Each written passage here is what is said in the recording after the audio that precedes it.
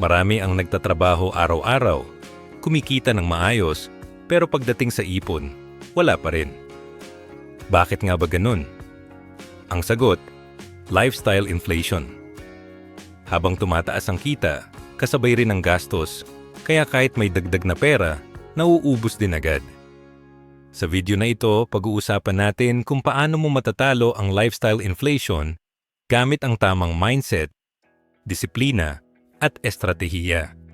Kung sawa ka ng magtrabaho pero walang naitatabi, oras na para baguhin ang sistema. Hindi mo kailangan ng milyon para magsimulang mag-ipon. Kailangan mo lang ng malinaw na plano. Panoorin mo ito para sa future mong mas panatag at mas may control. Pero bago natin simulan, paki-like naman ng video nating ito dahil malaking tulong na po yan sa mga content creator na kagaya namin. Maraming salamat po. Kapag pinag-uusapan natin ang ipon, madalas ang unang pumapasok sa isip ng tao ay kulang kasi ang kita ko. Pero kung titingnan natin ng mas malalim, hindi lang kita ang problema. Ang mas malaking kalaban ay tinatawag na lifestyle inflation. Ito ang nangyayari kapag tumataas ang sahod o kita pero kasabay nito ay tumataas din ang gastos. Sa halip na mapunta ang dagdag na pera sa ipon o investment, napupunta ito sa mga bagong luho, upgrade ng gamit, mas madalas na kainan sa labas o pagbili ng mga bagay na hindi naman talaga kailangan. Ang resulta, kahit tumataas ang income, nananatiling pareho ang savings o minsan wala pa ring naitatabi. Isipin mo ang isang empleyado na nagsimula sa entry-level job. Noong una, simple lang ang pamumuhay niya. Naka-jeep o bus papunta sa trabaho, kumakain ng lutong bahay, at konti lang ang gastos sa luho.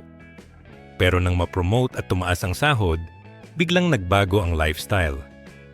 Bumili ng kotse, nag-upgrade ng cellphone, mas madalas na kumakain sa restaurant, at nagsimula ng mag-travel.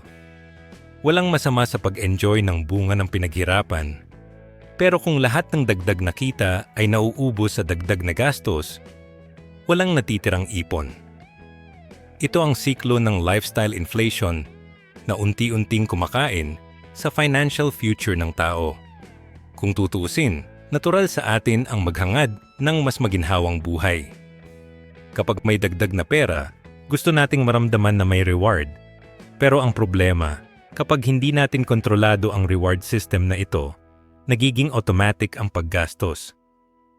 Ang bawat promotion, bonus, o dagdag na income ay nagiging trigger para gumastos ng mas malaki. At dahil dito, hindi natin namamalayan na ang ipon ay naiiwan sa huli.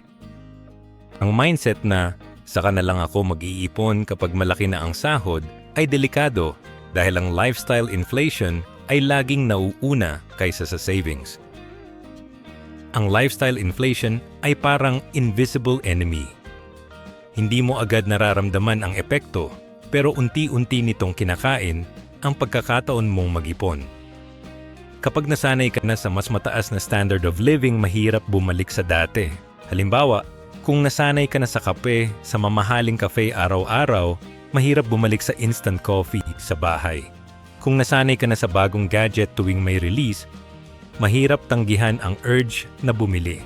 Ang mga maliliit na gastos na ito, kapag pinagsama-sama, ay nagiging malaking hadlang sa pagbuo ng ipon. Bilang financial advisor, gusto kong ipaintindi na ang lifestyle inflation ay hindi lang tungkol sa gastos, kundi tungkol sa mindset.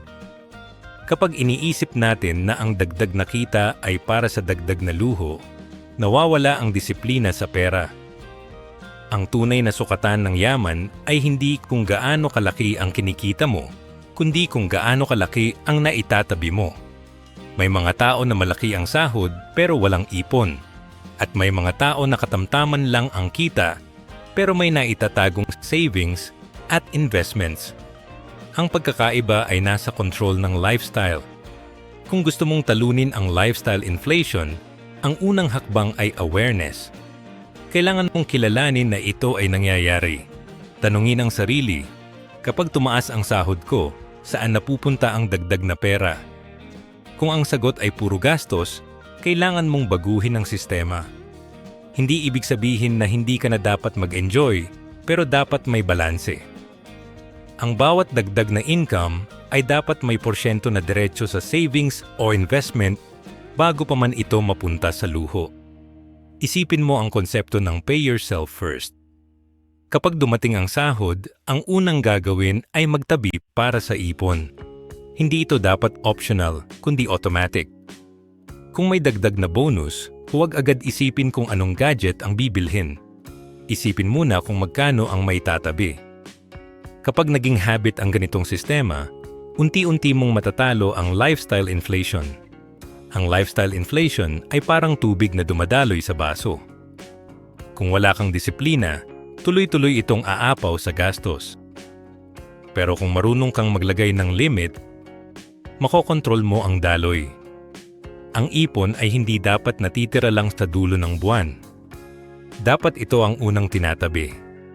Kapag na-establish mo ang habit na ito, kahit tumaas ang sahod, hindi tataas ang gastos ng hindi kontrolado. Maraming tao ang nahuhulog sa trap ng comparison. Nakikita nila sa social media ang mga kaibigan na may bagong kotse, bagong travel, bagong gadget. At dahil dito, naiisip nila na dapat ganun din sila. Ito ang isa sa pinakamalakas na driver ng lifestyle inflation.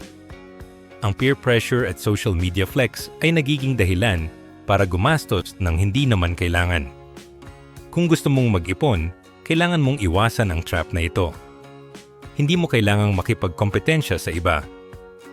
Ang tunay na competition ay laban sa sarili mo. Kung paano mo makokontrol ang pera mo at kung paano mo mapapalago ang ipon mo. Ang lifestyle inflation ay hindi masama kung kontrolado. Kung may dagdag na kita at gusto mong mag-reward sa sarili, walang problema. Pero dapat may limit. Halimbawa, kung may bonus ka, pwede mong hatiin, kalahati sa savings, kalahati sa reward. Sa ganitong paraan, nararamdaman mo pa rin ang reward pero hindi nawawala ang ipon. Ang disiplina ang susi para hindi ka lamunin ng lifestyle inflation. Kung titingnan natin ang long-term effect, ang lifestyle inflation ay nagiging dahilan kung bakit maraming tao ang walang retirement fund. Habang bata pa, iniisip nila na enjoy muna saka na lang mag-ipon. Pero pagdating ng edad na hindi na sila makapagtrabaho, sa kanila mararamdaman ang bigat ng kakulangan. Ang lifestyle inflation ay parang utang sa future self mo. Kapag hindi mo ito nakontrol ngayon, ikaw din ang mahihirapan bukas. Kaya mahalagang baguhin ang mindset. Ang ipon ay hindi sakripisyo, kundi investment sa freedom.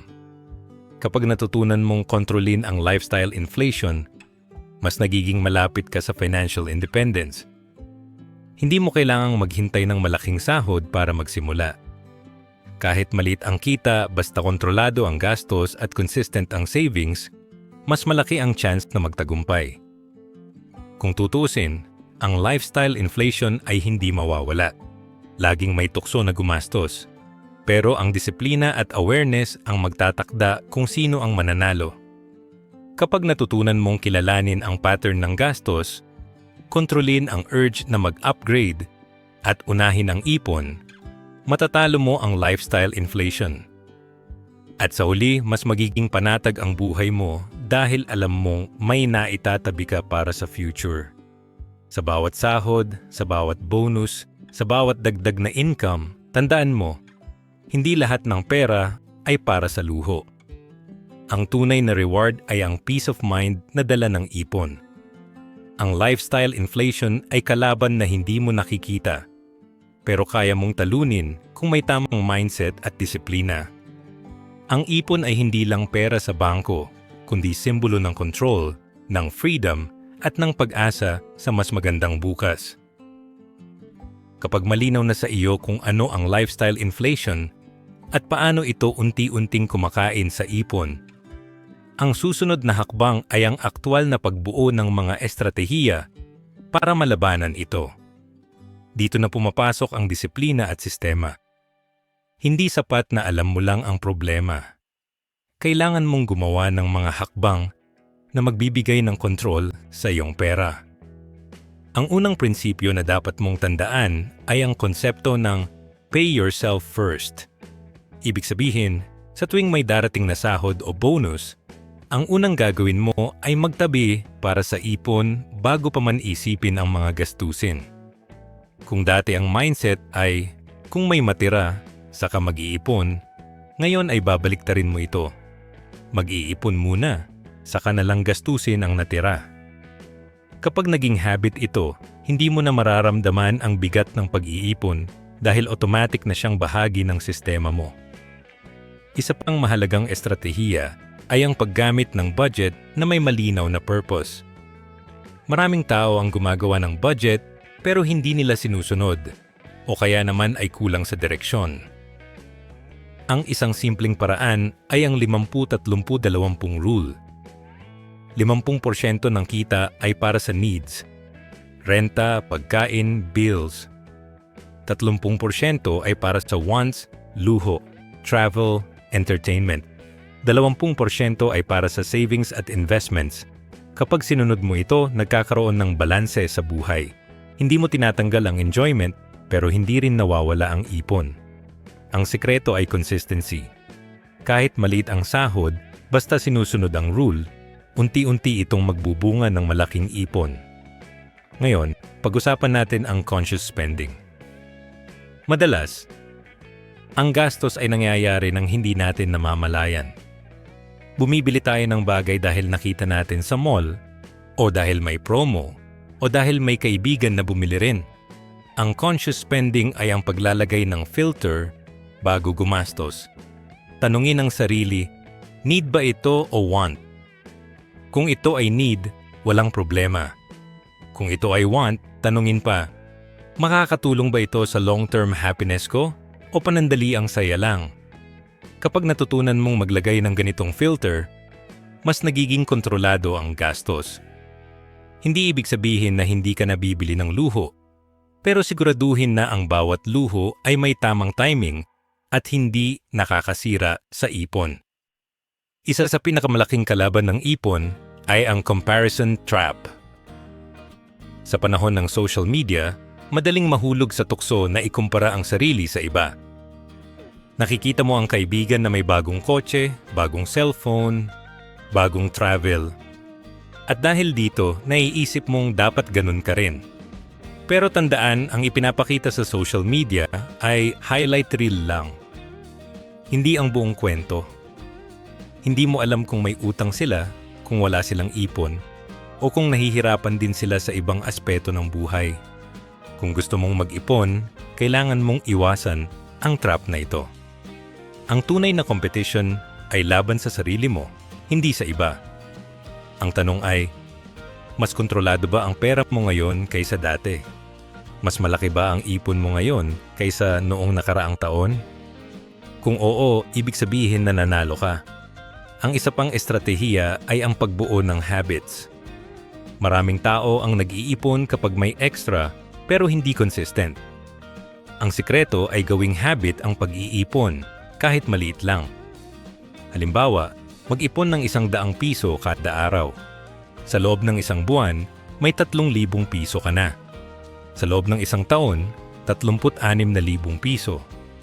Kung gagawin mo itong automatic, hindi mo na kailangang isipin pa. Ang maliit na hakbang, kapag consistent, ay nagiging malaking resulta. Ang ipon ay hindi laging tungkol sa laki ng halaga, kundi sa consistency ng habit. Kung gusto mong mas maging epektibo, pwede kang gumamit ng automation. Mag-set up ng automatic transfer mula sa sahod papunta sa savings account. Sa ganitong paraan, hindi mo na kailangang isipin pa. Kapag dumating ang sahod, automatic na may naitatabi. Ang automation ay nakakatulong para hindi ka matukso na gastusin ang pera bago pa man ito maipon. Isa pang mahalagang estratehiya ay ang pag-iwas sa utang na hindi naman kailangan. Maraming tao ang nahuhulog sa trap ng credit card. Bumibili ng luho gamit ang utang, tapos nahihirapan sa pagbabayad. Ang utang ay nagiging multiplier ng lifestyle inflation. Hindi lang gastos ang problema, kundi pati interes. Kung gusto mong mag-ipon, kailangan mong iwasan ang utang na hindi productive. Kung gagamit ng utang, siguraduhin na ito ay para sa investment o bagay na magbibigay ng return, hindi lang para sa luho. Kapag pinagsama-sama ang lahat ng estratehiya na ito, pay yourself first, budget with purpose, conscious spending, avoiding comparison, building habits, automation, at pag-iwas sa utang, nagkakaroon ka ng matibay na sistema laban sa lifestyle inflation. Hindi mo kailangang maging perpekto. Ang mahalaga ay may disiplina at consistency. Ang bawat hakbang, kahit maliit, ay nagdadala sa iyo palapit sa financial freedom. Ang lifestyle inflation ay parang alon. Kapag hindi mo ito kinontrol, dadaling ka nito sa direksyon na hindi mo gusto. Pero kung marunong kang maglayag, kaya mong gamitin ang alon para makarating sa tamang destinasyon. Ang mga estratehiya na ito ang magsisilbing timon ng iyong barko. Kapag natutunan mong gamitin ang mga ito, hindi ka na matatangay ng tukso ng gastos. Sa halip, ikaw ang magkokontrol sa direksyon ng iyong pera. Sa huli, ang laban sa lifestyle inflation ay hindi lang tungkol sa pera, kundi tungkol sa mindset. Kapag natutunan mong unahin ang ipon, kontrolin ang gastos, at iwasan ang comparison, mas nagiging panatag ang buhay. Hindi mo kailangang maghintay ng malaking sahod para magsimula. Kahit maliit ang kita, basta may disiplina, kaya mong mag-ipon. Ang tunay na yaman ay nasa control, hindi sa laki ng income. At kapag natutunan mong talunin ang lifestyle inflation, mas nagiging malapit ka sa financial independence at mas nagiging panatag ang future mo. Kapag naituro na ang mga practical na estratehiya laban sa lifestyle inflation, ang huling hakbang ay ang pagbabagong kailangan sa mindset at ang pagbuo ng pangmatagalang yaman. Dahil ang pera ay hindi lang tungkol sa kita at gastos, kundi higit sa lahat ay tungkol sa pananaw. Kung ang pananaw mo sa ipon ay sakripisyo, palaging mabigat ang pakiramdam. Pero kung ang pananaw mo sa ipon ay investment sa kalayaan, nagiging magaan ang proseso. Ang mindset shift na ito ang magdadala sa iyo mula sa simpleng pag-iipon tungo sa tunay na financial independence. Kapag iniisip mo ang ipon bilang kalayaan, mas nagiging malinaw ang direksyon. Ang bawat pisong naitatabi ay hindi lang pera sa bangko, kundi oras na binibili mo para sa sarili mo sa hinaharap. Oras na hindi mo kailangang magtrabaho ng sobra, oras na pwede mong ilaan sa pamilya, oras na pwede mong gamitin para sa passion mo. Ang ipon ay hindi lang numero, kundi simbolo ng freedom. Kapag natutunan mong makita ito sa ganitong paraan, mas nagiging motivated ka na mag-ipon. Isa sa pinakamahalagang hakbang ay ang pag-set ng financial goals. Hindi sapat na basta nag-iipon ka lang. Kailangan malinaw kung para saan. May 3 uri ng goals: short-term, medium-term, at long-term. Ang short-term ay gaya ng emergency fund. Ito ang unang dapat buuin dahil ito ang proteksyon laban sa biglaang gastos. Ang medium-term ay para sa mga bagay na gusto mong makamit sa loob ng ilang taon: travel, business, o pagbili ng bahay. Ang long-term ay para sa retirement, para sa panahon na hindi ka na magtatrabaho pero gusto mo pa ring may sapat na pera. Kapag malinaw ang goals, mas nagiging madali ang pag-iipon dahil alam mo kung saan papunta ang bawat piso. Ngayon, pag-usapan natin ang kapangyarihan ng compound growth. Maraming tao ang hindi nakakaintindi kung gaano kalakas ang epekto ng compounding. Kapag nag-iipon ka at inilalagay sa investment na may interest, ang pera ay hindi lang lumalaki dahil sa dagdag na ipon, kundi dahil sa interest na kumikita ng interest. Halimbawa, kung mag-iipon ka ng 5,000 piso kada buwan at inilagay sa investment na kumikita ng 8% kada taon, sa loob ng 20 taon, hindi lang 1,200,000 piso ang ipon mo, kundi higit pa dahil sa compounding. Ang sikreto ay consistency at time. Mas maaga kang magsimula, mas malaki ang epekto ng compounding. Ang mindset na kailangan mong buuin ay ang disiplina na hindi lahat ng pera ay para sa ngayon. Ang bahagi ng kita ay para sa future self mo. Kapag natutunan mong i-respect ang future self mo, mas nagiging madali ang pag-iipon. Hindi mo na iisipin na sakripisyo ito, kundi regalo sa sarili mo sa hinaharap.